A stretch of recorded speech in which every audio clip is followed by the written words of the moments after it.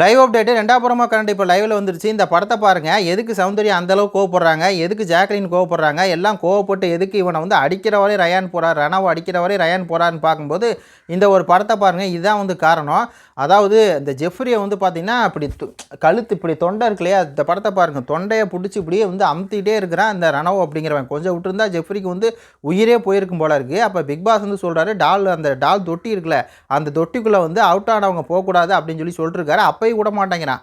அப்பயும் வந்து இந்த ரணவ் என்ன பண்ணுறான் அப்படின்னா, இந்த ஜெஃப்ரி வந்து போகக்கூடாது, ஜெஃப்ரி கையில் வச்சிருக்க பொம்மை வந்து உள்ளே போகக்கூடாது அப்படிங்கிறதுக்காக அப்படியே கழுத்தை பிடிச்சி நெரிச்சு என்னென்னமோ பண்ணிகிட்டு இருக்கான். இந்த படத்தை பாருங்கள். சௌந்தர்யா என்ன பண்ணுறாங்க அப்படின்னா, அப்படியே வந்து ஜெஃப்ரி எப்படியாவது ரணவுட்ட இருந்து மீட்கணும் அப்படின்னு அவங்க ஒரு பக்கம் போடுறாங்க.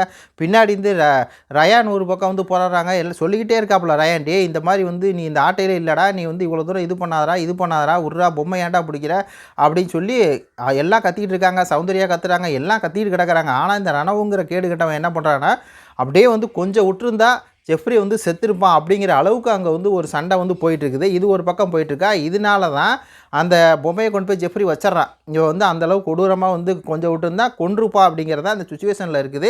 அதனால தான் ஜாக்லின் வந்து கேட்குறாங்க, நீ ஏன்டா அவனுடைய கழுத்தை போய் பிடிக்கிற அப்படிங்கும்போது, நீ பார்த்தியா அப்படிங்கும்போது தான் அதுக்கு ஜாக்லின் வந்து அது ஒரு சண்டையாக மாறுது. அதான் அந்த ப்ரோமோ 2ல் வருது. அதுக்கப்புறம் தான் வந்து என்ன சொல்கிறான்னா, நீ பார்த்தியான்னு கேட்டதுக்கு, ஏன்டா நீ அவன் கழுத்தை பிடிச்சி அமுத்துனியே அப்படின்னு சொல்லி ஜாக்லின் கேட்டதுக்கு, நீ பார்த்தியானதுக்கு மூடுன்றான்.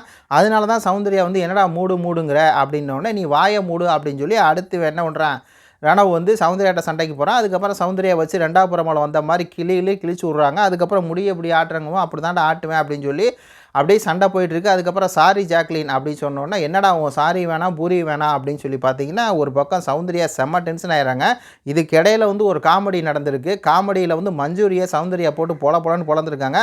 இன்னொரு பக்கம் முத்துக்குமரனுக்கும் ஒரு விஷயம் வந்து நடந்திருக்கு. அது என்னங்கிறத அடுத்த வீடியோவில் வந்து சொல்கிறேன். இது கொடுத்துடைய கருத்துக்களை சொல்லுங்கள். நன்றி, வணக்கம்.